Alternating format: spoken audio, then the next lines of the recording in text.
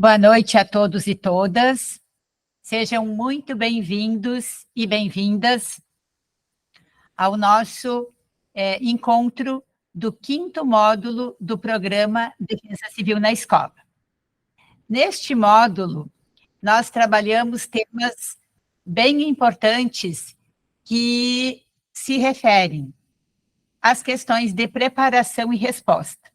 Então, nesse módulo, nós vamos trabalhar desde a questão do plano de contingência, nós vamos trabalhar, enfim, o plano com o Edu, nós vamos trabalhar o plano familiar de emergência, os pluviômetros, nós vamos trabalhar como que se dá a resposta frente a um desastre, qual é o papel das organizações que apoiam no socorro e na assistência humanitária.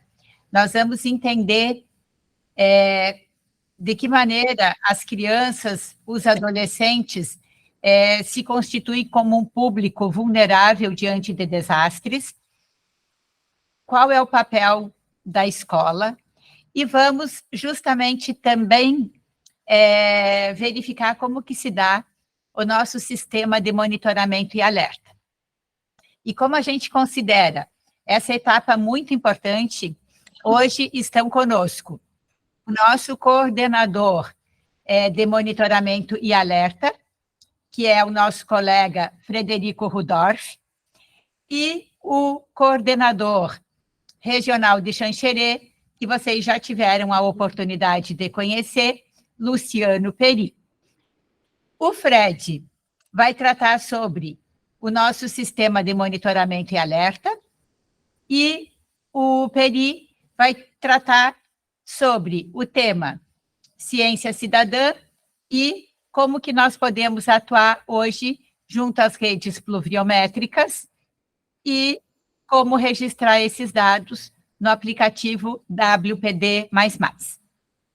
Então, eu convido agora o Frederico Rudorf, que vai iniciar a apresentação dele, e eu vou pedir que o Fred também já faça a sua apresentação.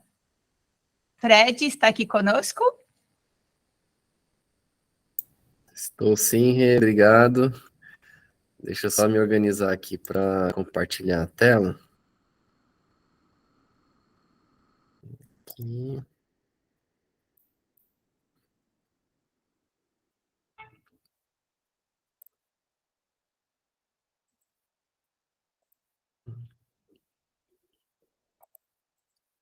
Engraçado que não está deixando, que eu não tenho permissão para compartilhar a tela, Rê. Já vou, a Maria Hermínia já está vendo aqui, só um pouquinho. Uhum. Já deu certo, Fred. Beleza. Então, aqui.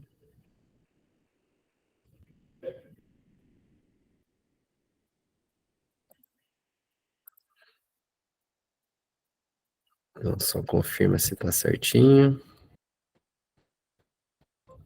Já está aparecendo. Se você puder, só põe no modo apresentação de slides. Tá.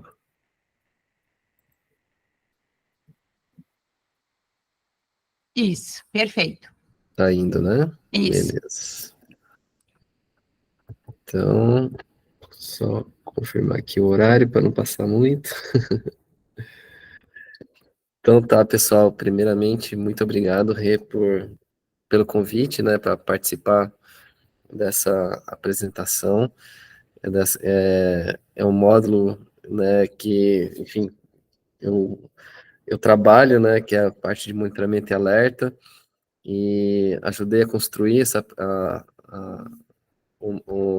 enfim, o conteúdo do módulo, mas eu acho que a gente evoluiu bastante, né, então eu fiz uma apresentação bem diferente do que está dentro do programa, né, Defesa Civil na Escola, é uma apresentação que eu fiz agora recentemente para o Radar Educa, mas eu acho que ela complementa bem o que está dentro dos módulos, e aí depois a gente também fica à disposição para, enfim, para interagir, trocar ideias e tirar algumas dúvidas também. Então, como a Rê apresentou, eu sou Frederico Rudorf, podem me chamar de Fred, Eu trabalho aqui na Defesa Civil como coordenador de monitoramento e alerta e sou pesquisador da EPAGRE-CIRAM, também desde 2008. Então, é um prazer muito grande estar com vocês. É um programa Defesa Civil na Escola, é um programa que eu tenho muito carinho, porque eu sei que a informação, né, meteorológica, né, e de toda a previsão que a gente faz, os avisos e alertas, ela só vai ter efeito, né, se as pessoas souberem, né, o que fazer com essas informações, e a gente sabe que as crianças e adolescentes são uma chave que leva, né, essas informações para suas casas, para suas famílias, e ajudam também a difundir essa cultura, né, de prevenção e preparação, que é o que a gente reforça bastante com o programa Defesa Civil na Escola. Então, eu vejo aí como um programa fundamental para a gente poder ampliar o nosso alcance aí da atuação. E, bom, eu acho que os números falam por si, né, mas por que a gente tem o sistema de monitoramento e alerta? Infelizmente, a gente está num estado que sofre muito com as intempéries, né, climáticas. O clima, ele, ao mesmo tempo que ele é um impulsionador da economia, né, seja na agroindústria, seja na indústria do turismo, que tem uma importância muito grande, né, na arrecadação do Estado, mas nós também temos, né, todas essas questões dos impactos socioeconômicos e principalmente a questão de mortes, que são danos irreparáveis.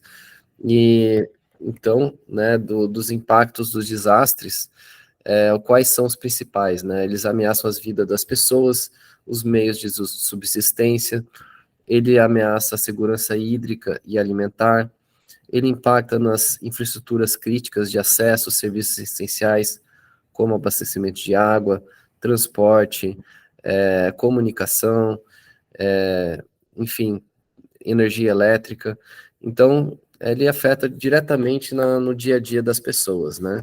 E também ele provoca, né, muitas vezes a perda da atratividade econômica. Uma vez a gente foi até convidado para fazer uma palestra no Porto de Itajaí, que tinha um interesse muito grande do governo alemão de instalar, né,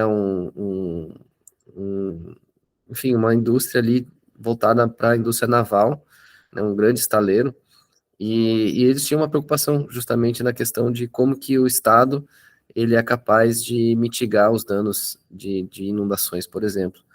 Então, eles nos convidaram para fazer essa apresentação, mas justamente, quanto melhor a gente tiver estruturas de controle, mitigação, monitoramento e alerta, melhor a gente consegue minimizar esses danos e impactos, né?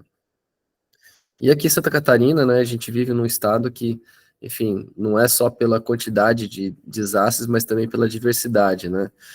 Então, 2004 foi um evento bem icônico, né, que teve o furacão Catarina, foi o primeiro furacão registrado no Atlântico Sul. O desastre de 2008 também, provocando aí 135 mortes.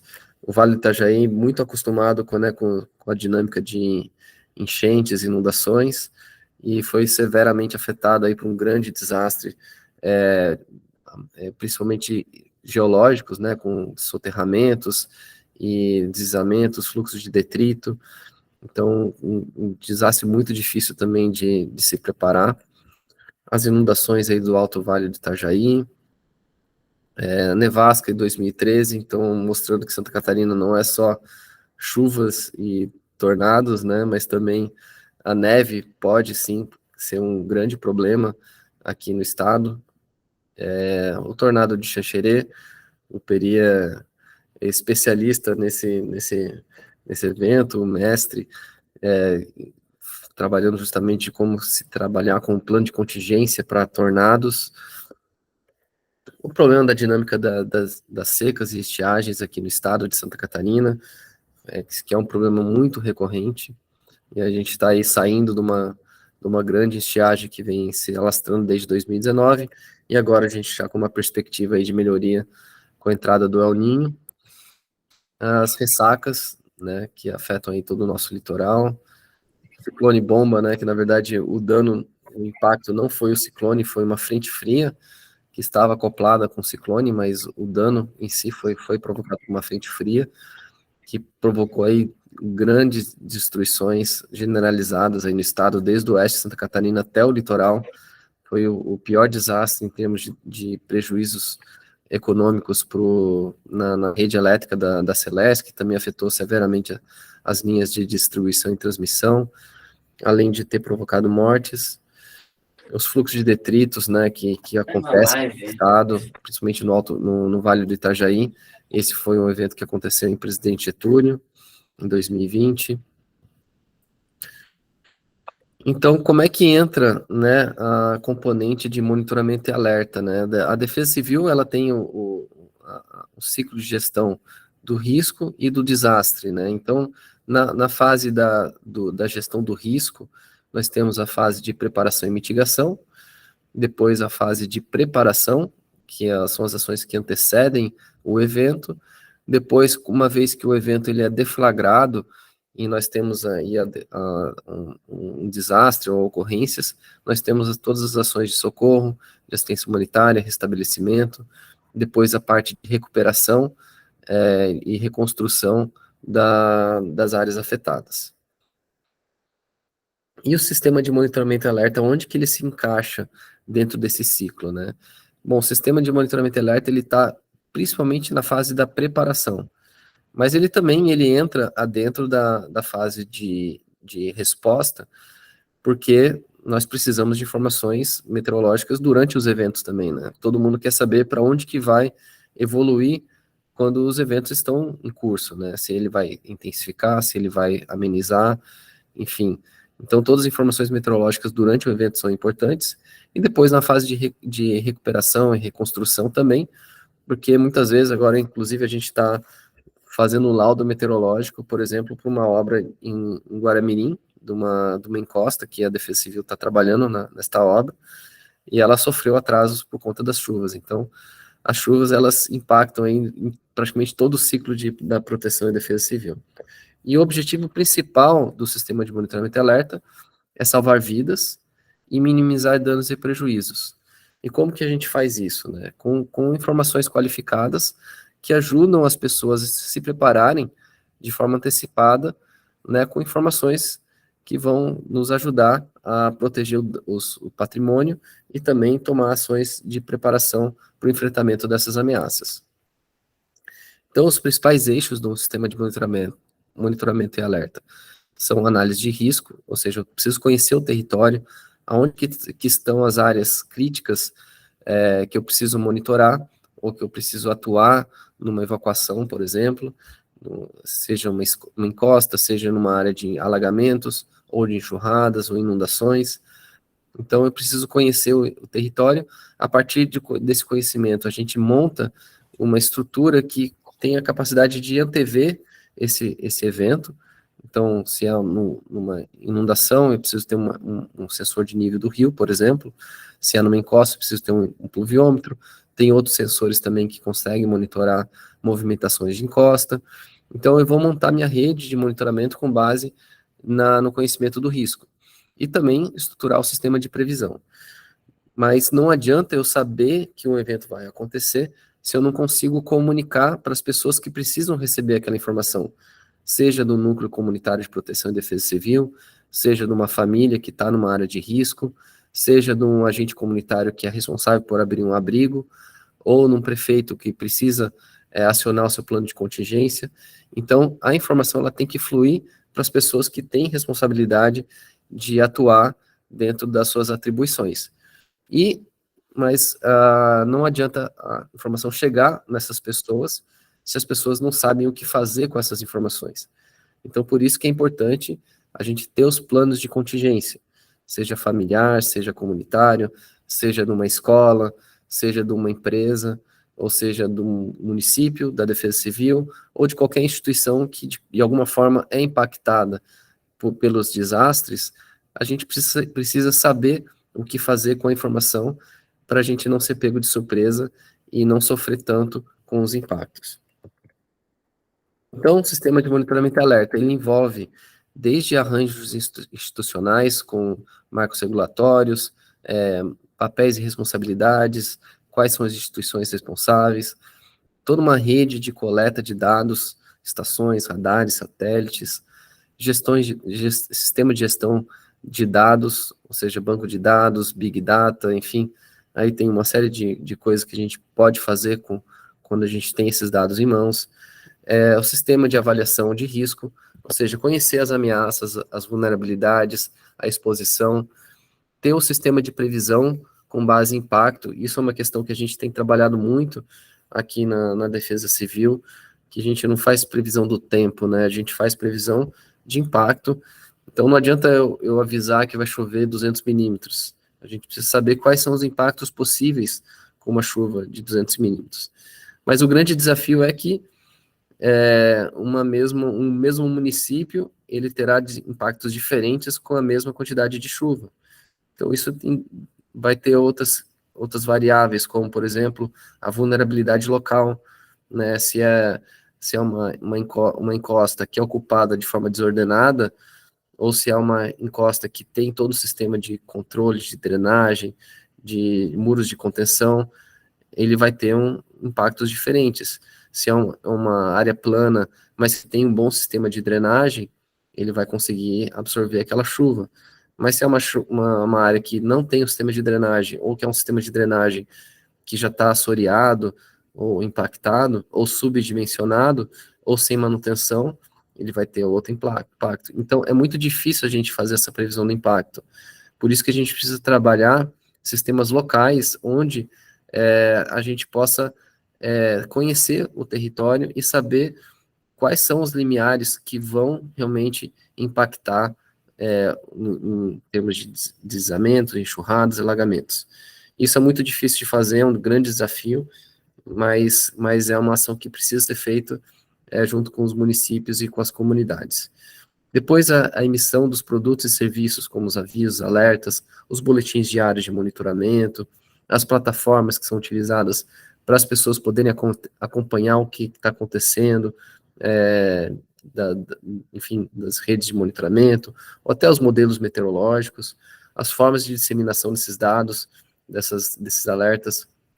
Aí a gente tem SMS, mídias sociais, TV, rádio, a comunicação de risco junto às agências governamentais, comunidades, os turistas, e aí toda a parte de preparação e resposta, que envolve campanhas de percepção do risco, preparação para impacto, evacuação segura, respostas apropriadas. Então, vocês podem ver que o sistema de monitoramento e alerta, ele é um sistema bem complexo, que envolve várias áreas de conhecimento, várias áreas de expertise, várias áreas de competência e atribuição, e isso precisa ser conhecido para a gente poder entender como que ele funciona de forma mais global.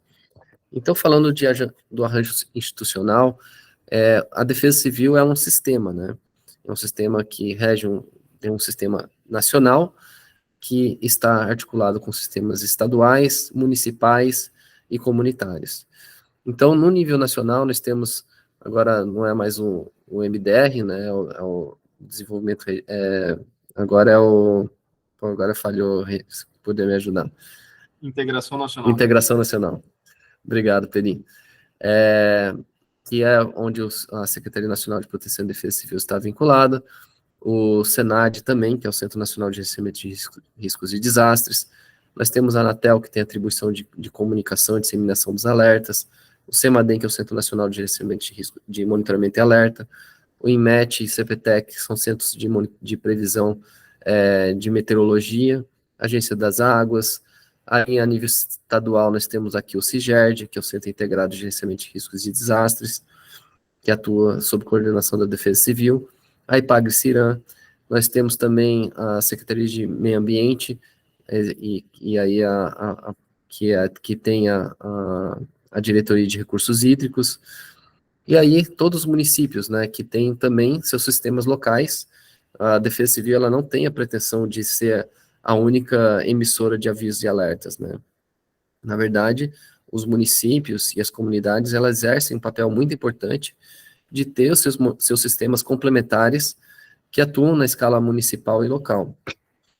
Então, os municípios têm um papel importantíssimo nesse sentido, Depois, aqui nós temos a imagem aqui do Centro Integrado de Gerenciamento de Riscos e Desastres, que tem toda uma estrutura de apoio de operações em desastres, que é a Diretoria de Gestão de Desastres.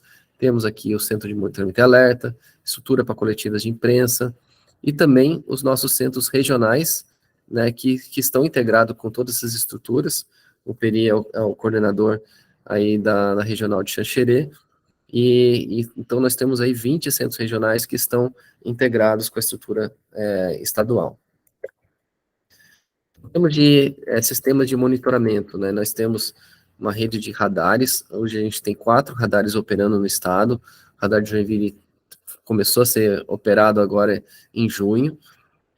Então são 2 radares de longo alcance, radares banda S, um em Chapecó, outro em Lontras, e agora a gente está estruturando uma rede de radares no litoral, que são radares menores, que ajudam a fazer o monitoramento, principalmente dessas chuvas de circulação marítima, que a gente tem dificuldade de monitorar com radar de Lontras. Nós temos também uma série de dados de estações de monitoramento superficiais, que são estações meteorológicas, estações de nível do rio, pluviômetros, que estão espalhados pelo estado. Tem várias instituições que fazem esse tipo de monitoramento, como a EPAGRE, a ANA, a CEMADEM, a Defesa Civil agora implantando uma rede no Vale do Itajaí, várias empresas privadas, do setor elétrico, do setor de saneamento, também tem redes próprias prefeituras. Aqui na direita nós temos a imagem do GOES, então nós temos aqui uma antena de recepção desses dados, é um satélite que a cada 10 minutos coleta uma nova imagem de satélite. Essas informações a gente brinca, né, que com o GOES 16, a gente mudou da fotografia para o vídeo, né, em termos de imagem de satélite. Então isso tem facilitado bastante também a gente conseguir melhorar a nossa capacidade de antever os eventos e as tempestades, uma série de plataformas que a gente utiliza e ferramentas para monitorar essas informações. Também utilizamos modelos meteorológicos, desde modelos globais, como é o GFS, o SMWF, temos modelos regionais que o INPE roda, também o Cosmo do INMET.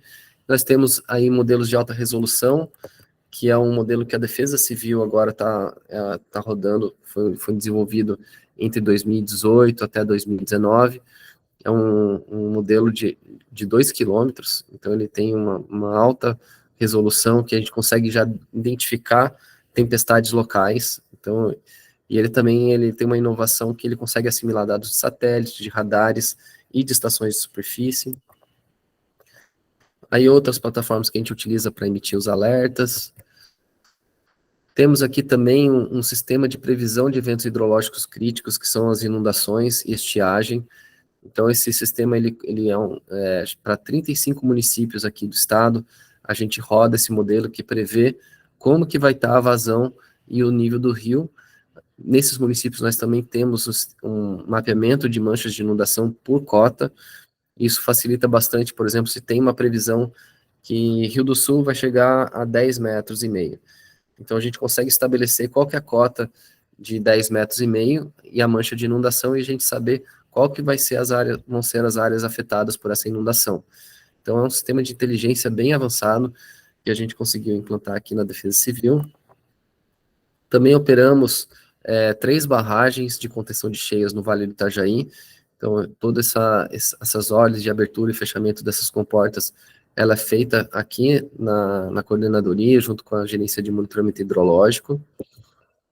Aí foi contratado um estudo para estabelecer essas regras de operação dessas barragens, com base nas referências em alguns municípios no Vale do Itajaí, como, por exemplo, Rio do Sul, Itoporanga, Taió, Rio do Oeste, Blumenau e José Boatê, que são nossas principais referências para controle dessas barragens. A rede de monitoramento do Vale do Itajaí, hoje nós temos 34 estações, não, 42 estações no Vale do Itajaí, monitorando o nível do rio, estações meteorológicas, pluviômetros, E essas estações também têm câmeras de monitoramento, então a gente consegue fazer leitura das réguas. As estações meteorológicas a gente consegue comandar a câmera para ver como é que está a condição do tempo. Então é um sistema bem interessante que a gente está implantando agora. Essas redes, ela transmite informações a cada 15 segundos e a gente armazena no banco de dados a cada 5 minutos. E também agora a gente está trabalhando com um banco de dados integrador, que a gente vai conseguir integrar dados de todas essas redes diferentes que tem. Hoje a gente acaba tendo que buscar essas informações em diferentes bases de dados, né? E agora a gente está integrando isso numa única base. A gente espera aí que em julho a gente consiga lançar essa base de dados integradas, e aí a partir dali a gente consegue estruturar várias formas de estatísticas e análises que a gente pode fazer em cima desses dados. Aí a parte do conhecimento do território, tem o PPDC, que foi um projeto bem importante hoje, e que publicou aí esses relatórios, né, do diagnóstico de desastres aqui em Santa Catarina, avaliação do risco, o perfil histórico dos principais desastres que aconteceram nos últimos anos, e o plano estadual de proteção e defesa civil. Nós temos também um projeto feito com o GIDES, que foi um projeto piloto, junto com a CPRM, para 5 municípios aqui de Santa Catarina implementar a metodologia desenvolvida junto com o governo japonês. Então, esse projeto ele foi feito aqui em 5 municípios de Santa Catarina, e também foi feito todo o trabalho junto com a CPRM para mapeamento de setorização de riscos, mapeamento de suscetibilidade, e as cartas de aptidão geotécnica. Aí, entendendo o risco, né? Como que o sistema de monitoramento ele se encaixa, né? Então, a gente trabalha com a probabilidade de impacto que aquele evento vai ter. Então, quais são os principais eventos que estão associados, por exemplo, com risco baixo?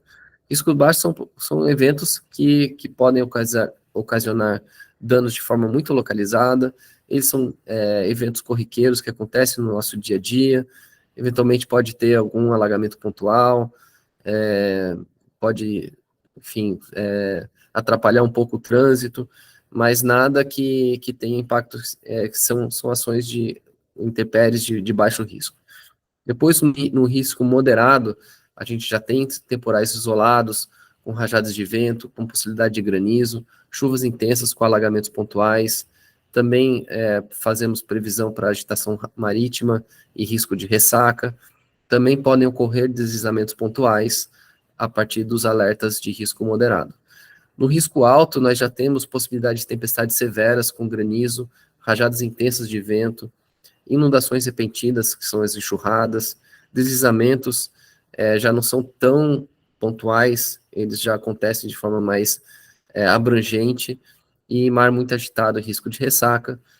Já no risco muito alto, nós temos tempestades excepcionalmente severas, alto poder destrutivo, granizos severo, microexplosões e tornados, inundações bruscas de alto impacto, deslizamentos, mar grosso e ressaca. Então, o que a gente espera no risco alto e risco muito alto? No risco alto, a gente já espera que a gente pode ter interrupções mais prolongadas de serviços essenciais, como energia elétrica, pode interromper abastecimento urbano, podemos ter interrupções mais impactantes de transporte, e isso no risco muito alto, a gente já entra num estado já de risco de calamidade pública, então já impacto muito severo no município. Então, como é que a gente trabalha no monitoramento e alerta, pensando na antecipação dos eventos? Então, no primeiro nível que a gente trabalha são a emissão dos boletins diários de previsão. Então, esses boletins, bom, se a gente falar, ainda tem um outro nível que eu não coloquei aqui, que são as previsões climáticas. Então, por exemplo, agora a gente está na previsão de El Niño, né? Então, como que vai ser o clima para os próximos 3 meses? Quais são os principais eventos que acontecem no período de final de outono, início de inverno? Então, todas essas informações a gente trabalha dentro desse horizonte da previsão climática que a gente faz todo mês para os próximos 3 meses. Depois a gente entra no nível dos boletins de previsão do tempo, que é um horizonte de previsão com antecedência de até 5 dias. Então, todos os dias a gente atualiza essa previsão para os próximos 5 dias. Então, se tem alguma previsão do ciclone tropical, ou de uma frente fria, ou uma entrada numa massa de ar polar, a gente coloca já dentro desse horizonte de 5 dias. Quando a gente já tem uma identificação de um risco que pode ser baixo ou até nível alto, ou muito alto, que seria no nível especial, a gente emite os avisos meteorológicos, que pode ter uma antecedência de 24 horas até 72 horas de antecedência. Então, se o nível ele é um risco de observação, que seria um nível moderado, a gente não precisa ficar alertando ele ou emitindo avisos com 3 dias de antecedência. A gente publica uma observação meteorológica com 24 a 12 horas de antecedência. Mas se é um evento de alto impacto, a gente precisa ter um maior tempo de preparação. Então, a gente começa a emitir para um evento de alto impacto já com 72 horas de antecedência. E a gente começa emitindo no nível risco moderado, a gente eleva isso em 48 horas para o nível de atenção e com até 24 horas a gente eleva para o nível de aviso especial. Isso são os eventos que a gente utiliza os modelos meteorológicos que vão apontar as condições para os próximos 3 dias. Já com o evento em curso, ou seja, a frente fria já está atuando, ou a tempestade já está se desenvolvendo, ou a frente fria já está atuando no estado, aí a gente começa a emitir uma outra escala de monitoramento que a gente chama de nowcasting, ou a previsão de curtíssimo prazo, que são os alertas nível 3. E esses alertas, eles são emitidos com uma previsão com até 3 a 6 horas de antecedência. Então, eles também têm aqueles níveis de risco, que é observação, atenção, aviso especial, e no caso de deslizamento, a gente ainda tem mais um nível, que é o alerta máximo. Aí, o produto da previsão climática, que é a previsão para os próximos 3 meses. A previsão diária, né, o exemplo que a gente publica todos os dias no nosso site e nas redes sociais. Temos também a previsão por vídeo no nosso canal do YouTube. Os avisos meteorológicos, então aqui um exemplo de como que a gente emite um aviso meteorológico. Boletins de curtíssimo prazo, esses boletins eles são emitidos a cada 3 horas, a cada 6 horas, se não tem um evento, e se tiver algum alerta, aí a gente emite um alerta específico, com até 3 horas de antecedência. E aqui as formas de disseminação. Então, a gente utiliza o CAP. O CAP ele é um protocolo internacional, é o Common Alerting Protocol. Então, um protocolo de alerta comum, que ele utiliza uma estrutura de mensagem, que é um arquivo que a gente chama de XML, que ele, com a mesma estrutura de mensagem, a gente consegue trabalhar com todos os tipos de desastres, não só desastres de origem meteorológica, hidrológica, mas também podem ter ocorrências associadas a desastres tecnológicos, como produtos perigosos, ou até, por exemplo, desaparecimento de crianças, ou tiroteio, como, por exemplo, nos Estados Unidos eles utilizam. Então, é a mesma estrutura de mensagem e a gente consegue transmitir essas informações por vários canais de comunicação, seja acionamento de uma sirene, ou um painel numa rodovia, ou transmissão para o celular, ou uma notificação no navegador da internet, ou aparecer uma informação no Google Maps. Então, a gente consegue, com a mesma mensagem, transmitir essas informações. E a gente utiliza para isso aqui no Brasil a interface de divulgação de alertas públicos, que é mantida pelo governo federal, coordenada pelo Senad, e a estrutura de disseminação ela é feita através da Anatel, junto com a BR e as operadoras de telefonia. Aí é um grande desafio, né, como que a gente dissemina esses dados, essas informações para as N redes sociais que existem, e é importante a gente disseminar em várias plataformas diferentes, porque tem pessoas que hoje não usam o Instagram, só usa o Facebook, tem gente que não usa nunca o Facebook, usa só o Instagram. Então, a gente precisa ter formas de alcançar as pessoas de forma mais abrangente possível. Aí, alguns números, né, a gente tem hoje no serviço por SMS 628 mil terminais cadastrados, ou seja, CEPs registrados para receber esses alertas. O governo federal agora está trabalhando com um sistema de cell broadcast, ele deve entrar muito em breve, possivelmente esse ano ainda, e aí não vai ter mais necessidade da pessoa se cadastrar para receber esse alerta. Mas o interessante é que Santa Catarina, ela tem a maior taxa de adesão por esse serviço. Hoje gira em torno de 8% quase dos celulares aqui do estado. Aí os seguidores do YouTube, Facebook, Instagram. A importância da imprensa, né, e a CAERT, ela é um parceiro importante aí para a gente poder disseminar esses alertas também com toda a estrutura de imprensa, que tem essa capilaridade, capacidade de transmitir essas informações e mobilizar as comunidades nas diversas regiões do estado. Na parte de preparação, então, temos os planos de contingência, aqui a imagem do Plancon, né, que a gente incentiva os municípios a todos terem os seus planos de contingência. E aí, no plano de contingência, você consegue estabelecer o que fazer com base em cada nível de aviso e alerta que você recebe.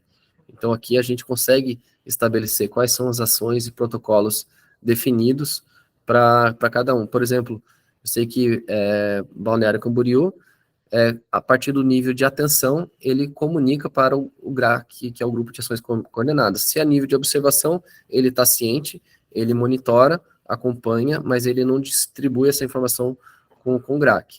Já a partir do nível de atenção, ele já comunica, se for no nível de emergência, ele faz uma notificação com o prefeito, enfim, aí tem toda uma questão de mobilização e ações que você pode fazer, desde da assistência social, Secretaria de Obras, Guarda Municipal. Então, cada um tem uma responsabilidade na preparação de um evento, conforme o tipo de evento que vai se aproximar. Aí o programa de Defesa Civil na Escola, que eu já falei, que é essencial para ajudar a transmitir essas informações e trabalhar na mudança cultural das crianças e adolescentes aqui em Santa Catarina, e levar essa informação de como que as pessoas podem utilizar o sistema de monitoramento e alerta para se preparar e proteger o seu patrimônio e a sua família, e o seu vizinho, enfim, e dar a sua primeira resposta. Aí o plano familiar de emergência, que também é importantíssimo todos terem, né? Então é importante que a gente leve no Defesa Civil na escola, também o plano de emergência familiar, para que as famílias estejam preparadas, principalmente aquelas que moram em áreas de risco. Aí a realização de simulados, que a gente participa, aí os desafios que a gente tem, né, que eu não vou falar todos aqui, mas é muito difícil a gente trabalhar com previsão, a atmosfera ela é muito complexa, então a gente sempre está trabalhando com probabilidades, né, então, e trabalhar com probabilidades e percepções de risco não é fácil, né, então é difícil a gente, primeiro, prever esses eventos e também comunicar, né, para também não gerar pânico desnecessário quando não precisa, mas também levar com seriedade a informação quando ela tem que ser levada com seriedade. Então, você trabalhar essa informação de não sobrecarregar a população com informações que são irrelevantes ou que levam ou seja, para descrédito, a gente tem que ter essa dosagem, né? E enfim, e aí também como que a gente consegue ter informações mais precisas para as pessoas tomarem suas decisões. Aí a questão dos modelos meteorológicos, né, que a gente está buscando melhorar através de um projeto de pesquisa e desenvolvimento para a gente melhorar o nosso modelo, ter informações mais qualificadas, também integrar os dados numa única plataforma. Hoje a gente trabalha com 30 mil plataformas de monitoramento e é muito difícil o meteorologista ele conseguir analisar todas essas informações ao mesmo tempo e ter consciência de quando emitir um alerta. Então, hoje, hoje o nosso problema não é tanto a quantidade de dados, né? Quer dizer, os dados em si, mas a quantidade de dados que a gente tem. E como tratar essas informações e gerar alertas mais localizados, não alertas genéricos, né? Mas alertas que vão trabalhar a nível de bairro. Então, isso se a gente não tiver um sistema de inteligência por trás rodando, a gente não vai conseguir chegar nesse nível. Então, a gente está buscando aí recursos para a gente poder desenvolver essa ferramenta. E aí, claro, né, a parte das estações, né, o Peri sabe muito bem, né, que o Oeste ele é muito carente de estações, a gente tem muitas redes operando, principalmente no litoral de Santa Catarina, mas o Oeste e nos planaltos a gente tem alguns vazios e a gente precisa trabalhar para melhorar essas coberturas. Aí a questão do banco de dados, para a gente integrar tudo num único banco, o uso de inteligência artificial para a gente poder ter essas inteligências, apoiar nos municípios, né, na integração de sistema de monitoramento com os planos de contingência.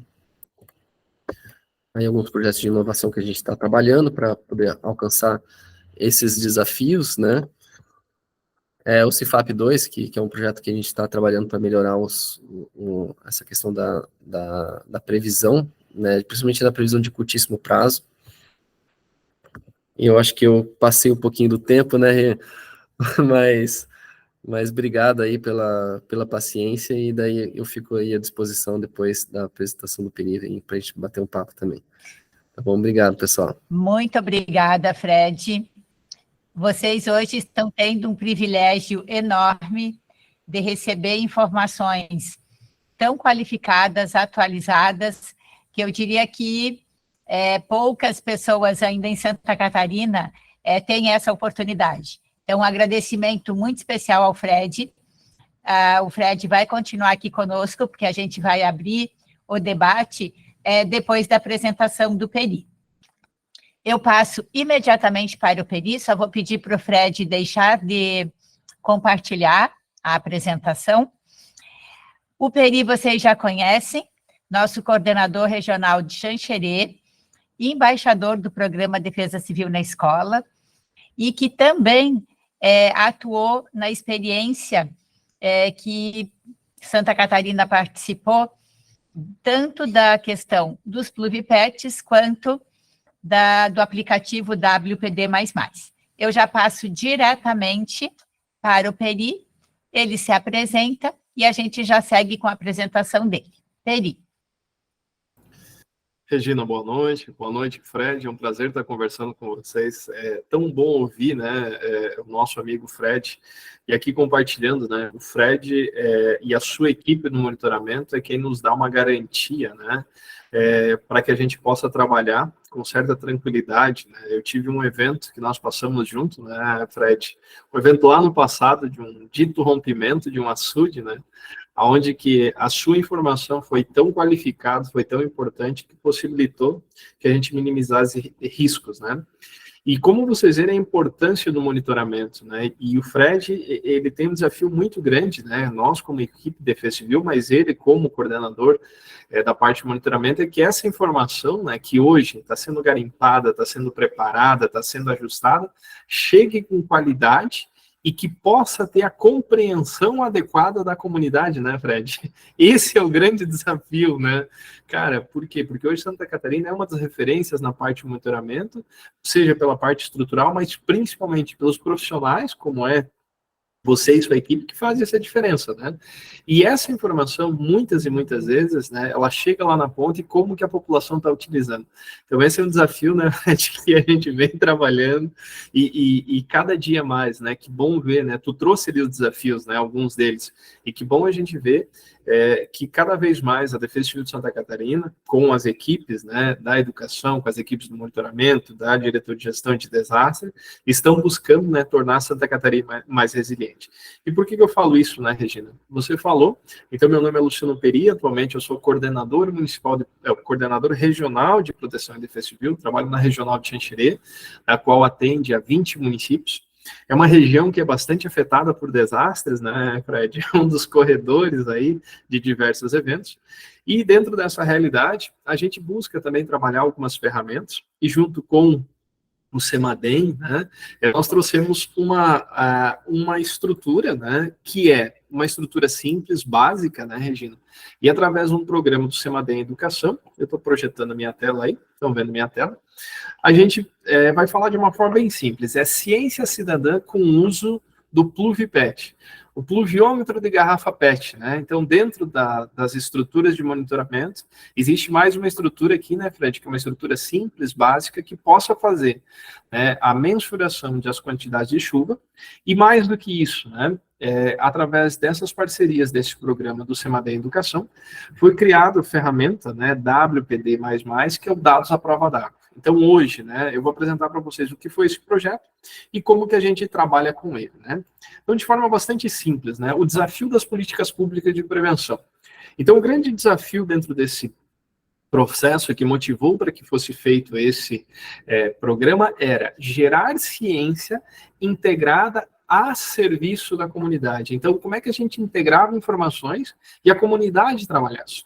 E dentro dessa realidade, né, Fred, quando eu falava de chegar essa informação à comunidade, como que o sistema de alerta ele pode ser centrado nas pessoas? Como que o nosso cidadão pode gerar uma informação e essa informação ser revertida para ser encaminhado para as estruturas de proteção e defesa civil?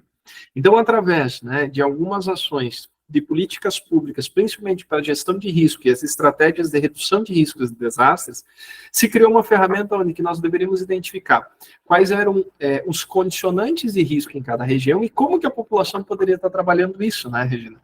E aí vem o quê, né? O CEMADEM Educação, que convidou para que a gente fizesse essa parte, ele tem, né, dentro do seu microambiente, ele trabalha com diversas ações. E uma delas, ele trabalha com a ciência cidadã, é como o cidadão consegue criar conhecimento científico. Porque o grande viés, né, Fred, se a gente falar das informações, a qualidade das informações meteorológicas, né, esse é o grande desafio. Pode ter várias informações, mas elas são confiáveis, como que essa informação é tratada para que ela tenha uma confiabilidade do profissional meteorologista previsor lá chegar até ela. E aí o CEMADEM trabalha com algumas linhas, né? E dentro delas trabalha principalmente na rede de escolas com comunidades de prevenção. E essa rede de escolas, né, Regina, nós temos o programa Defesa Civil na Escola, que o programa caiu como uma luva, né? Por quê? Porque hoje nós estamos com mais de 30 mil alunos, né, sendo formados em Santa Catarina. E aí o que acontece? Dentro do Núcleo Escolar de Proteção e Defesa Civil, uma das atividades que nós estamos trabalhando e fortalecendo é exatamente o PluviPet. Então, para que vocês entendam, né, esse programa, ele se chamou Polinizadores, vocês podem ver que tem o formato de uma abelha, né, isso daqui é até uma arte do nosso colega que participou, Douglas, né, e Santa Catarina, no ano de 2021, 2022, nós trabalhamos em escolas e em estruturas de defesa civil, com a parceria do CEMADEM e o FGV. E nós somos os polinizadores. Eu, a Regina, né, o meu colega Rosinei, que trabalha em Criciúma, e o professor Douglas, aonde que a gente trouxe exatamente essas informações para que pudessem ser identificadas, e aí, como o próprio nome diz do programa, polinizar, repassar essas informações dentro do ambiente escolar. As redes escolares que foram trabalhadas, elas foram trabalhadas em 5 regiões, né? Em Florianópolis, na Escola de Educação Simão José Reis, em Passos Maia, em uma comunidade, né, do interior, na Duque de Caxias, Fred. Então, isso é legal. O interior não tinha nenhuma informação, então nós colocamos lá. A parte da escola, a nível da professora Coralha, a nível de Passos Maia, cidade, município. Balneário Rincão, a escola A Melquiades. E em Criciúma ainda, a outra escola, né, que teria os 5 polinizadores. O Sidney Lisboa, que levantou a mão. Alguma pergunta, alguma consideração, Sidney? Fique à vontade, ou vai ser depois, Regina? Não, é só sobre a presença, que eu não consegui achar ali o link da presença ali. Ah, tá. Só coloca no chat. A gente vai deixar as perguntas para o final, Peri. Ok, então vamos lá, continuando. Então, em Florianópolis, nós tivemos uma rede de vizinhos na linha Serrinha, né? E em São Domingos, nós trabalhamos com 13 comunidades do interior. Para você ter uma ideia, Fred, começou com 41 pluvipets e passou para mais de 70, e hoje a gente tem mais de 90 pluvipets, né? Aonde que estão sendo trabalhados dentro daquela realidade e também na comunidade de linha quarta. Então, para que você tenha, nós pegamos desde escola, pegamos apoio das defesas civis municipais, comunidades de área urbana, comunidades de interior, escolas de interior, para que essa informação fosse mais popularizada e além, né, dos NUPEDEX, que trariam uma informação diferenciada. Então, para que vocês tenham uma ideia, né, o que é o PluviPet? É uma garrafa de PET do qual, né, através de uma formação bem simples, você corta a garrafa, tira, né, a parte superior dela, e aí existe um adesivo, existe a possibilidade de você fazer com uma régua, né, ela é o mais básico possível, essa ferramenta. Aqui nós temos a construção de um aluno que estava fazendo na escola Coralha, em Passos Maia, e aí faz com que você tenha uma informação da quantidade de milímetros. Dentro desse estudo, Fred, se trabalhou exatamente um comparativo entre o PluviPet e o pluviômetro automático. E aí, dentro desse comparativo, o estudo mostrou, né, dentro de alguns pontos de amostragem, que as estações automáticas para as estações de PluviPet com coleta adequada, né, e a coleta adequada sempre no mesmo período, identificando-se, né, um padrão de garrafa, teve uma diferença máxima entre 1 a 2 milímetros de chuva num período de 90 dias. Inclusive, algumas situações bem interessantes, né? Teve alguns que o pluviômetro automático ficou por 2 dias sem funcionar, enquanto o PluviPet estava funcionando. Só que teve outras situações, né, Regina, que o PluviPet virou ninho de passarinho, outro que o cachorro roubou e estava brincando, outro, né, que acabou se perdendo pelo vento. Então, para que você tenha, nem tudo são mil maravilhas, né? Mas dentro desse comparativo técnico que foi feito, ele diz que se a informação for bem verificada, se a instalação dele for adequada e seguir um padrão estabelecido, você tem, né, uma margem de erro muito pequena, que dentro, né, da própria condição de meteorologia poderia ser aceitável, né? Então, é uma ferramenta que hoje, né, dentro das atividades, então você pode ver que nós envolvemos desde criança, e aqui esse trabalho de campo, né, é um trabalho onde que a gente mostrou e fez a integração da comunidade, como que você está no pluviômetro, quais são os condicionantes de espaço, de tempo, como que a gente vai entender essa ação, do que significa, né, Fred? O que é 30 milímetros de chuva naquele ambiente? Será que é bastante? Será que é pouco? Então, esse foi um dos trabalhos que foi feito ainda junto com o projeto WDD. Então, era informar, desde a sua construção do pluviômetro, né, faz-se a medição da quantidade de chuva e o que essa quantidade de chuva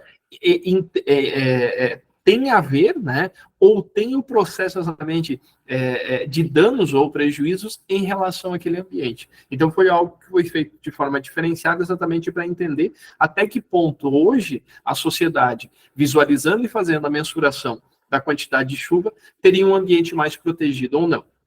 E aí que você vê, né, das mais diversas atividades, olha, aqui o pluviômetro com a sua própria estrutura, eles fazendo a medição, e esse daqui já era o mais bonitinho, né, Regina, que tinha um adesivo, né, um adesivo transparente, vocês podem ver, tem um adesivo, tem a régua, tinha outro que não tinha nada disso, você pega um canetão e faz essa verificação, faz a marcação para que você possa fazer essa verificação. Então, quando a gente teve essa informação, inclusive, né, os alunos adotam os seus PluviPet.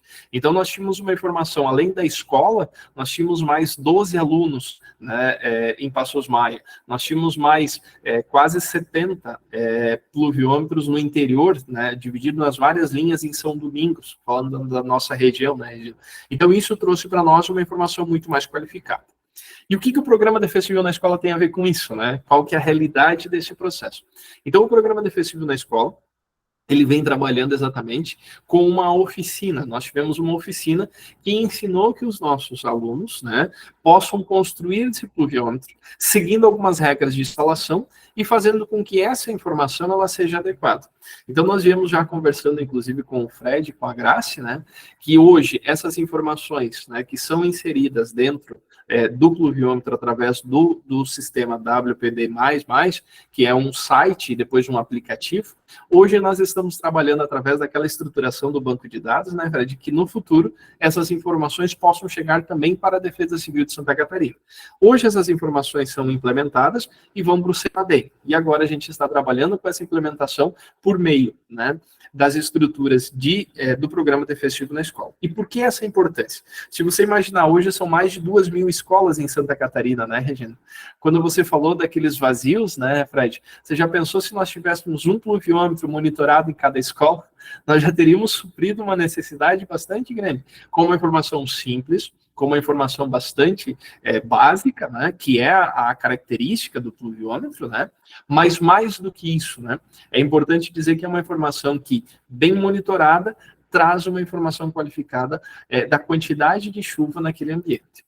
Então, aqui, nós trabalhamos com duas ferramentas, e aqui a interação, né, Fred? Então, a estação, né, do pluviômetro automático, onde que a gente fez o conhecimento deles, e aí foi criada a oficina, inclusive na comemoração dos 50 anos, nós criamos duas oficinas, o tornado de pote e o pluviômetro, né, o pluvipet, onde que eles aprenderam a construir, dando as características, e principalmente, né, o colega Rosinei fez, né, desde a questão da construção, instalação e o processo de monitoramento, né? Não é nada tão excepcional, né? Parece uma coisa que, nossa, como é isso? Mas é uma coisa bastante simples, mas tem uma funcionalidade bastante grande. Não só isso, né? Como é que funciona isso? Então, o programa, né? Ele trabalha com a informação sendo implementada através de um aplicativo. Esse aplicativo foi desenvolvido, né, na parceria onde que o CEMADEM com as universidades, né, através do programa, criaram um aplicativo. Então, hoje, você tendo o pluviômetro instalado de forma adequada, você pode solicitar, né, o cadastro dele, e aí, fazendo o cadastro, depois eu vou mostrar para vocês, você vai fazer, né, o cadastro do seu pluviômetro, e olha que situação interessante. Esse aplicativo, ele possui duas ferramentas. Ele possui a ferramenta do pluviômetro do cidadão, que é o pluviômetro artesanal, e ele também tem acesso, Fred, aos dados dos pluviômetros do CEMADEM. Então, ele tem duas informações. E mais do que isso, ele consegue identificar no entorno de um raio de até 2 quilômetros quantos pluviômetros estão instalados e as informações que ele pode ver. E quando a gente estava desenvolvendo o projeto, começou a se trabalhar muito de identificar, mas será que seria somente essa informação? Então, o programa ele traz mais outras 3 informações além do diário do pluviômetro. E quais são essas informações? Então, para que vocês entendam. Hoje, né, a pessoa pode, quando ela estiver andando, a qualquer momento, estar informando áreas de alagamento, ou seja, é uma condição bastante simples. Se o ambiente onde ele está passando é transitável ou intransitável. Parece uma informação bastante simples, né, Fred? Mas isso quer dizer que aquele local é um local seguro ou não. O segundo ponto é o registro de chuva. Então, vocês imaginem que ele está registrando, né? Se tem chuva fraca, e aí a gente vai para uma questão conceitual, se tem uma chuva moderada ou uma chuva forte. Então, isso a gente trabalha com os alunos. E o terceiro ponto é o ponto das pessoas, né, de quem utiliza esse aplicativo, que mora próximo ao rio, ela pode identificar e trazer informações, e algumas escolas que são próximo ao rio, ele pode trazer o nível do rio. E aqui nós já temos um indicativo, né, aonde que numa situação normal, né, abaixo, ou até mesmo quando se está alto, se existe a necessidade de evacuação daquele local. Então, você combina 4 informações num único aplicativo, fazendo com que o cidadão, ao perceber isso, e aí a gente está fazendo a mudança da percepção de risco, né, possa identificar e trazer essas informações. E o que acontece com essas informações? O grande objetivo é fazer com que ela chegue até a comunidade, né? Então, ela se compila todas as informações, e ela vai para um site de informações, esse é um site público. Esse site se chama Dados à Prova d'Água. Então, aqui ele tem o número de pluviômetros registrados, o cientista cidadão, as escolas participantes, as estruturas de defesa civil e os registros atuais. Depois eu vou mostrar para vocês. Então, olha que situação interessante. Hoje, nós temos 301 pluviômetros registrados que estão atuando. Então, é uma informação que esse número pode aumentar muito em Santa Catarina com o programa Defesa Civil na Escola, que esse é o trabalho que a gente vem fazendo. E aí, o que acontece? Essas informações começam a trazer para nós os relatos de chuvas e inundações. E aí, Fred, é importante dizer, né, a comunidade traz relatos, né? O monitoramento traz informações, e essas informações têm um padrão qualificado. Então, aqui você tem relatos, e esses relatos, tendo as suas margens de erro, começam a trazer, e aqui você pode ver que vão ter vários números, vários dados, né, mostrando essa condição. Então, só para vocês entenderem, aqui ele traz os dados que são os relatos do cidadão, a média diária, e essa informação para o cidadão ele traz 90 dias, 30 dias, 7 dias, 2 dias e 24 horas. E aí você pode customizar somente com os dados do cidadão ou com os dados do cidadão e os dados oficiais. Então, você pode ver que aqui tem uma estrutura de várias informações, né, que estão sendo implementadas. Cada ponto desses é um pluviômetro que está sendo implementado e está trazendo informações. Não só isso, né, ele traz um painel de controle aonde que traz informações por meio do INMET, então traz lá uma média de chuva máxima, as áreas de alagamento que foram reportadas, uma informação de previsão do tempo, né, que é uma das coisas que o pessoal confunde muito, Defesa Civil não dá previsão do tempo, né, você foi muito feliz na tua fala, né, Fred? Ela traz também um gráfico mostrando a questão das quantidades de chuva, depois eu vou mostrar um pouquinho mais, ele traz esses dados combinados projetados, e mais do que isso, ele traz os dados do cidadão na área. É quase que fosse uma informação onde que ele está identificando se essa área é uma área suscetível ou não a risco, e consegue, através de uma consulta muito básica, identificar se aquele ponto é um ponto de risco ou não.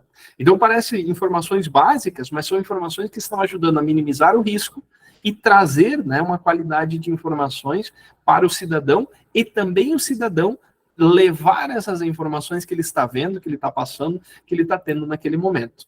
Então, essa é a ideia, né? Uma ferramenta como essa, né? O PluviPet, um pluviômetro de garrafa PET, trabalhando com informações qualificadas, tendo uma centralização delas e padronização delas, minimiza ou identifica os riscos e torna a nossa comunidade muito mais segura. Esse que é o principal objetivo desse projeto, né? Então, só finalizando aqui, o objetivo, né? Quando se pensou nesse projeto, principalmente para Santa Catarina, né? Nós temos uma máxima que Santa Catarina é Santa, Bela e Segura Catarina. Tinha um colega nosso que falava isso, né? E aí o que acontece? Uma ferramenta simples, básica, de baixo custo, que possibilita que a gente possa ter acesso a informações e, principalmente, a comunidade gerando informações. E aí essas informações, se vocês me permitem, né, Regina? Então, depois, ao final, eu vou colocar ali no link. Então, esse é o aplicativo para você baixar, né, através da Google Play. Então, esse aplicativo você baixa, você faz um cadastro e depois você cadastra o seu pluviômetro. Então, você pode ter mais do que um pluviômetro. Eu tenho um na Defesa Civil e tenho um em casa. Então, eu tenho informações, né, e dá uma diferença, né, Fred? Existe, né, conforme a área, então eu fico a quase 8 quilômetros da distância da Defesa Civil para a minha residência, e nesse espaço dá uma diferença, e muitas vezes uma diferença considerável, né, você sabe muito bem isso. E além disso, né, então você pode estar acessando as informações através do site que eu apresentei, onde consta todas as informações. É importante que aqui eu estou selecionando Santa Catarina, mas podemos selecionar o Brasil inteiro. Aqui tem as médias de chuva, como falei para vocês, os dados oficiais, né, os dados combinados, o registro do cidadão, e mais do que isso, né, a gente consegue estar fazendo essa verificação aqui, ó, nos 30 dias, as informações, nos 7 dias, e aí eu consigo fazer a identificação. Então, aqui a gente teve um registro no dia 24/6, de 36 milímetros de chuva que foi identificado. E nos outros dias, vocês estão vendo na parte de baixo aqui, ó, não teve chuva, ó, 0 milímetros, existe o registro de um pluviômetro projetando, né, trazendo essa informação. A mesma coisa acontece aqui, então tem 3 pluviômetros múltiplos do cidadão, que estão dando as informações, e quando eu vou aumentando, ó, tem o pluviômetro de Xanxerê, ele me dá uma escala métrica dos últimos 5 dias, né, e eu também posso ver esses outros aqui, ó, quando eu vou aproximando. Então eu tenho um pluviômetro que é na região, provavelmente, de São Domingos, né, o interior de São Domingos. Aqui são ainda os do interior de São Domingos que traz essa informação para nós, e a quantidade de chuva. Então, é importante dizer, né, que é uma ferramenta simples, e aqui os dados que são gerados cidadão. É uma ferramenta simples que gera, né, ciência cidadã e possibilita, né, que o cidadão esteja mais habituado, né, com essas metodologias, e mais do que isso, né, ele começa a entender o que representa 1 milímetro de chuva naquele ambiente que ele está. Basicamente, seria isso, Regina. E uma questão, né, Peri, que é muito importante, os pesquisadores do CEMADEM já identificaram que os pluvipets, eles realmente são confiáveis, porque a informação realmente equivale às informações dos pluviômetros automáticos. Então, eles mesmos, na verdade, recomendam as redes pluviométricas. A gente tem, inclusive, aqui no chat, a professora Elizabeth, ela está comentando, fizemos o pluviômetro de PET, fizemos a medição do mês de junho aqui no interior, onde moramos, e percebemos que em algumas localidades choveu menos que em outros. Até brincamos que quando tem previsão de chuva de um lugar, é aqui no nosso lugar, pois moramos bem no interior do município. Adoramos nossa experiência e vamos continuar nossa medição. Nesse mês de junho, tivemos 35 milímetros de chuva no pluviômetro que foi colocado em nossa escola. Então, professora Elizabeth, recomendo agora que siga os passos aqui que o Peri mostrou, né? Vamos botar essas informações no aplicativo, porque esses dados que vão para o aplicativo, eles são recebidos lá pelo CEMADEM. E aí eles são utilizados também como um dado, enfim, que também serve tanto para pesquisa quanto para comparação aí com as outras ferramentas. Regina, me permite, eles são usados na sala de crise lá, né? E a gente vem conversando com o Fred desde o início do ano, e exatamente por quê? Porque está tendo essa estruturação do banco de dados para que possa puxar essas informações. Como o Fred falou, tem diversas plataformas, e nós temos que ter um certo cuidado, por quê? Porque acaba sobrecarregando a informação. Então, tendo essa padronização, no futuro, com certeza, a gente vai estar trabalhando. Fred, quem sabe seja interessante você falar dessa diferença de chuva num local e no outro, né? Que existe, né, esse grande, para quem está nos acompanhando, parece uma coisa tão simples para nós, mas quem sabe para eles vai fazer uma diferença, né? Não, perfeito, Peri. A questão do tempo, a gente observa muito, né? Às vezes você tem, principalmente no verão, né? Que uma coisa é você passar uma frente fria que chove o estado todo, né? E outras são os temporais localizados ou pancadas de chuvas localizadas, principalmente no verão. Então, realmente, às vezes acontece uma chuva muito localizada, mas ela pode ser até muito intensa também. Chove muito numa área e chove nada numa outra, né? Então, é importantíssimo a gente ampliar essa rede de cobertura para saber realmente o que está acontecendo. E tem algumas situações que a gente já observou, por exemplo, naquele desastre ali de Presidente Getúlio, por exemplo, daquele fluxo de detrito. A gente sabe que teve um registro mais na área urbana. Só que a gente sabe que lá nas cabeceiras, choveu muito mais.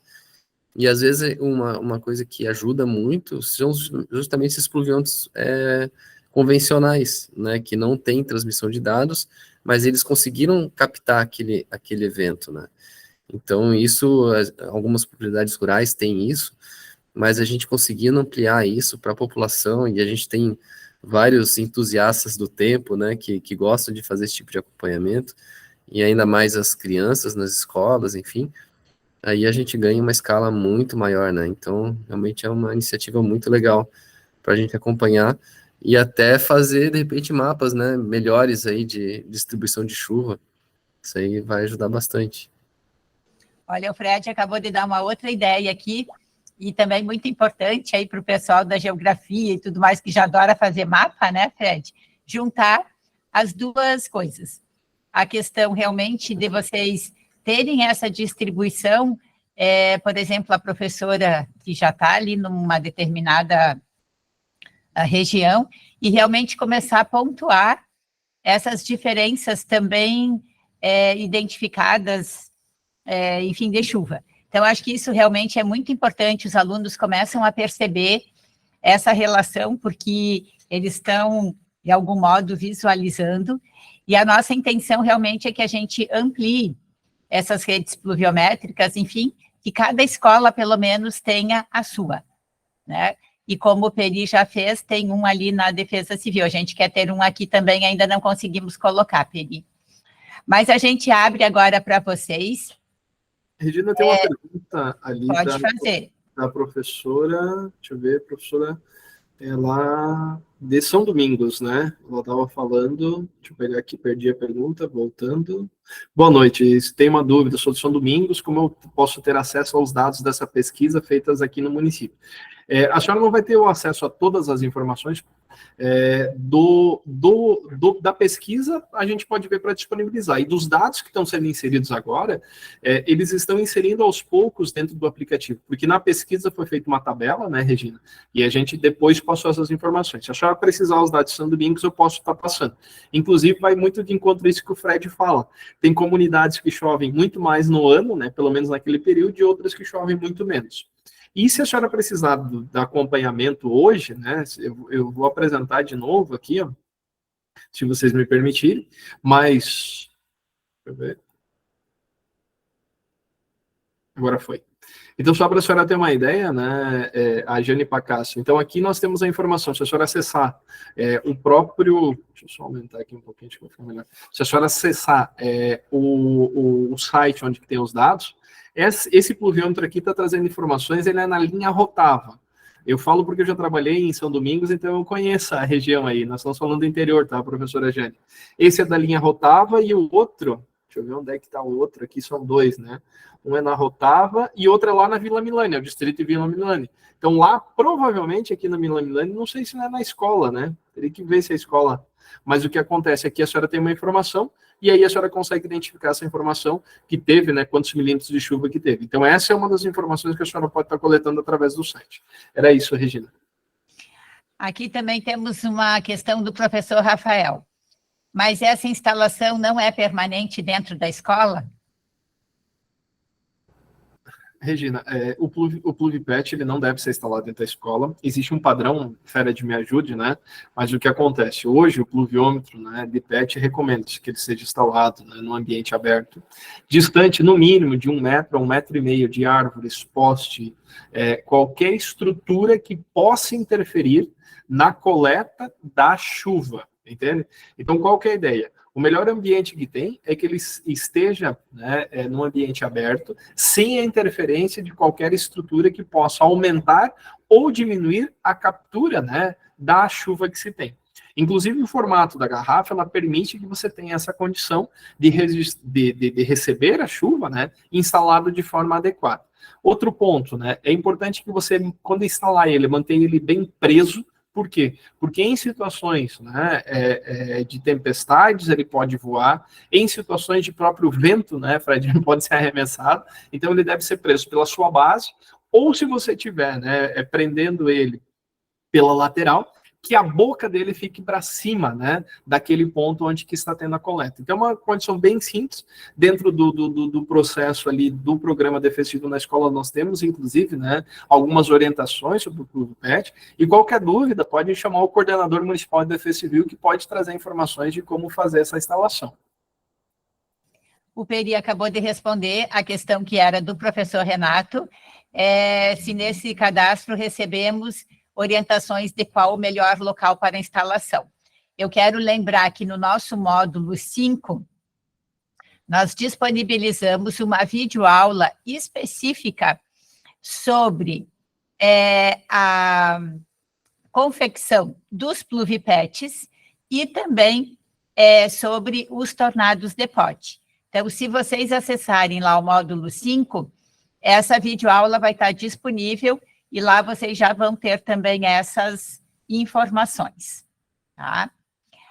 Temos uma informação também da professora Elizabeth, que ela coloca que o professor de geografia ensinou os alunos a fazerem conversão de centímetros em milímetros, e eles adoram, porque ensinaram para os pais. Então, vejam que legal.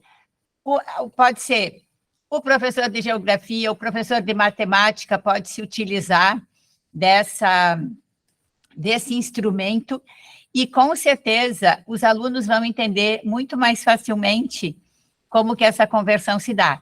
E olha que legal, levar para os pais, na verdade, é uma informação que é isso, né, Fred, que a gente quer que os alunos levem para os pais as informações que vão recebendo, seja dos alertas, dos avisos. Por isso a importância de vocês estarem cadastrados no SMS e fazerem essa experiência com os alunos também. É aquilo que o Rosinei diz, a utilização boa também do celular, né?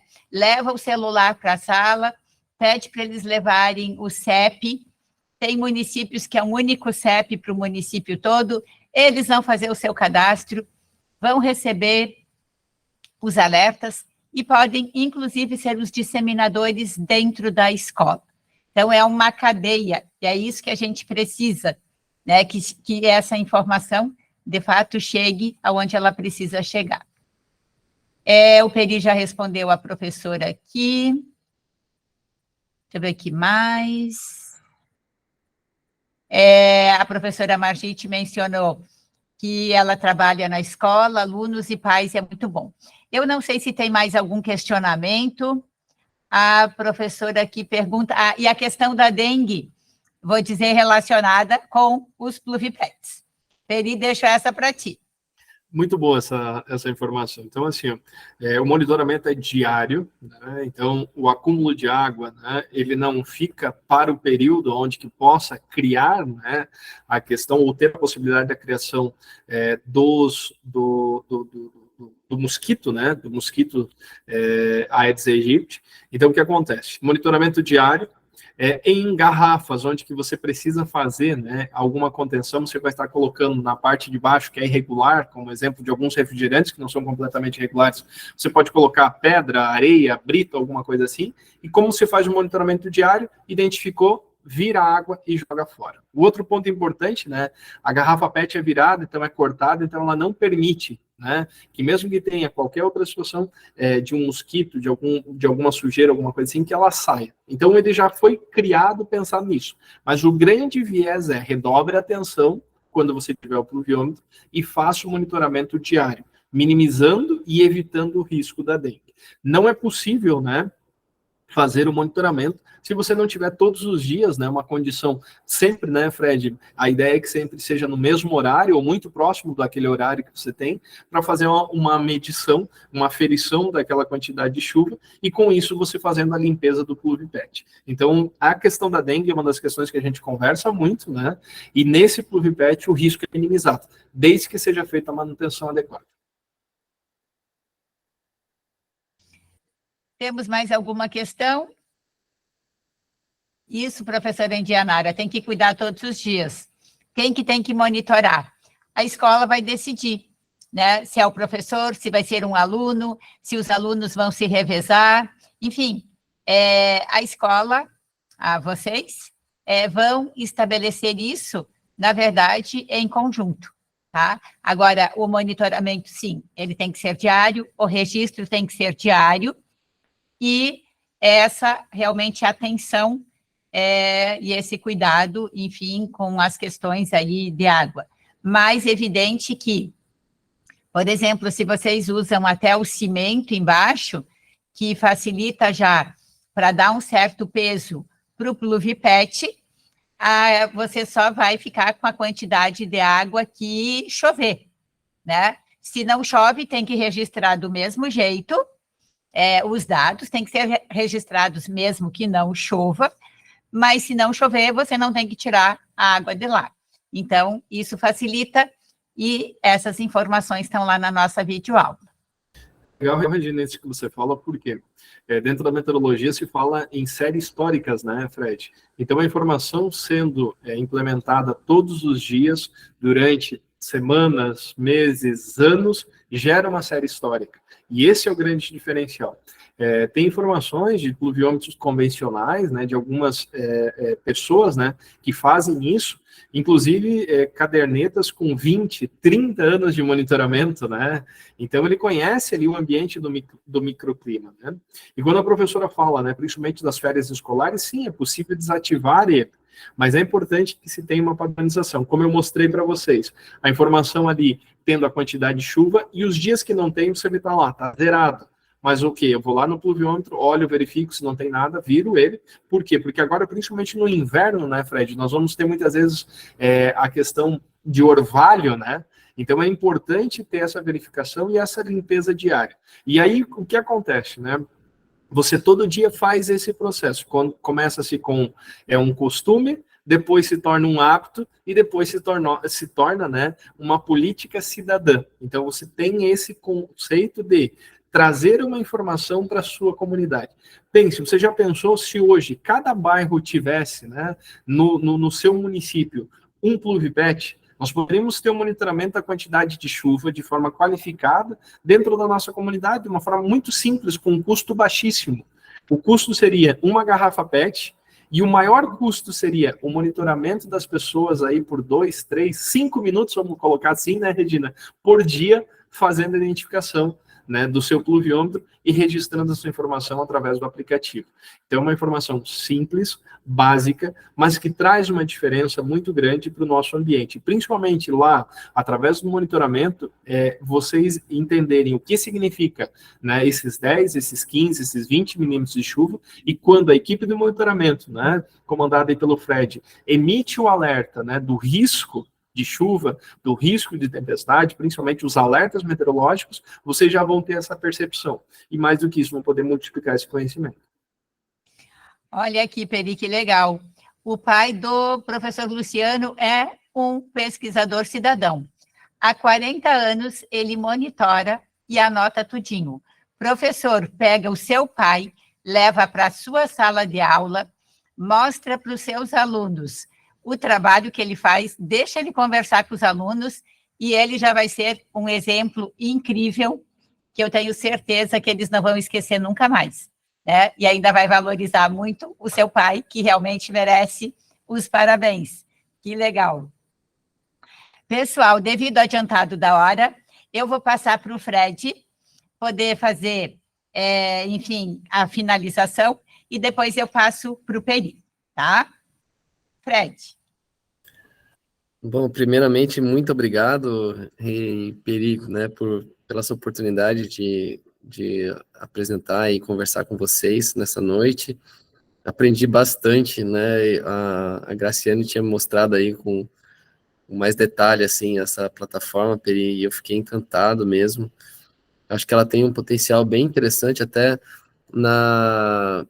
tem um programa lá no Rio Grande do Sul que o professor Hernani começou, né? Acho que eu já até comentei contigo alguma vez, talvez, não tenho certeza, mas é como é que chama?